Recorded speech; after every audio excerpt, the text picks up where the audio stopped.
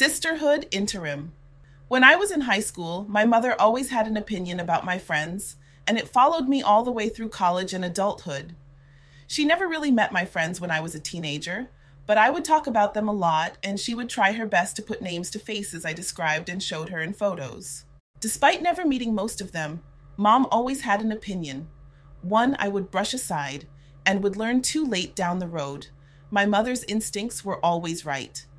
She barely remembered names, but she had a way of describing people by some characteristics of theirs she remembered. She would say things like, "That girl that lives in Kitty is fake," or "That Dugla," Guyanese term for a mixed race person, girl, gossips too much. She probably talks all your business with other people. Of course, I would laugh her off with my usual, "Mommy, you always know something about somebody." The truth is, she did.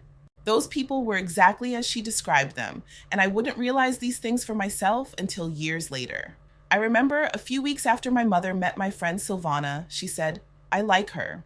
I cannot tell you how surprised I was, because up to this point, I had decided my mom didn't like most of my friends, with the exception of Cindy and Roxanne, whom she loved. About Silvana, she said, "Does she always speak her mind like that?" This was accompanied by a giggle from the memory of something funny Silvana said the last time she saw her. "She does," I replied. "Good. What you see is what you get," my mother said with a smile as she walked away humming, signaling the end of the conversation. This was how conversations with my mother usually went, but we'll talk more about her in another chapter. As an adult, I want to say that I tried my best to use my mom's strategy with maintaining friendships, trying to see people for who they really are before getting really invested. It would be remiss of me to say I was successful at that. I've had high school friends who became adults who flirted or cheated with men I was dating. I've had friends who I found out until we were adults that they were lying to me our entire friendship. And I've had friends who've tried to sabotage jobs for me. And let us not forget the friends who have crafted their own version of me that they like to tell others. My mother was right about Silvana. She would be the only friend I had in the US for a long time after coming to these shores, and I could always count on her to keep it real with me, good or bad. At 36 years old, I have finally gotten what I like to call my mother's radar for friendships. I guess this is why my circle of close friends is so small. I have 3 sisters, and while I love them dearly, I'll be the first to tell you that the closest female relationships I have are with women who are not my blood sisters. My sisterhood consists of women I've known from the first day of high school, sisters in Christ I met at church, and bonds I forged with women through some of the most difficult times of my life. The older I've gotten, the smaller my group of sisters have become.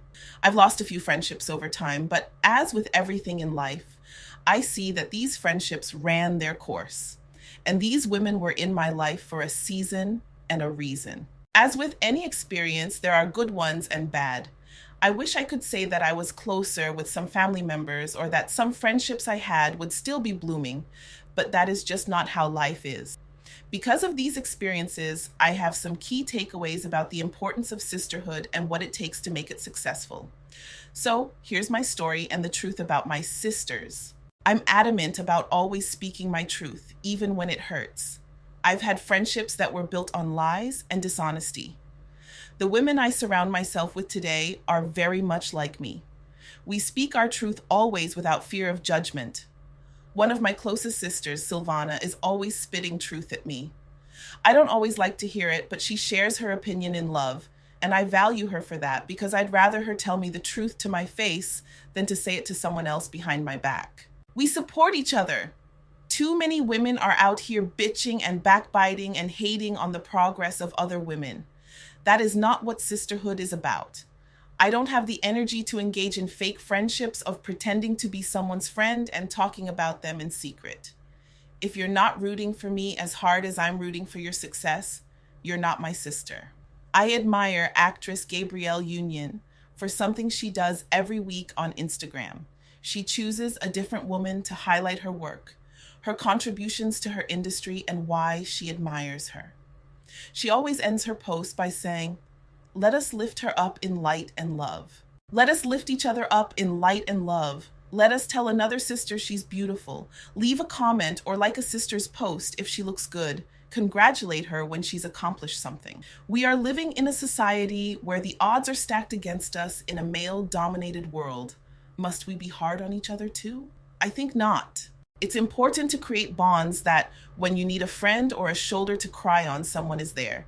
It's even more important to look out for each other and love your sister when she looks out for you. It's so easy to take offense and lose friendships because someone didn't say what you wanted to hear, or they don't enable your bad behavior. Sisterhood is not always telling someone what they want to hear. It's about honesty, trust, and being there for each other in the good and the bad.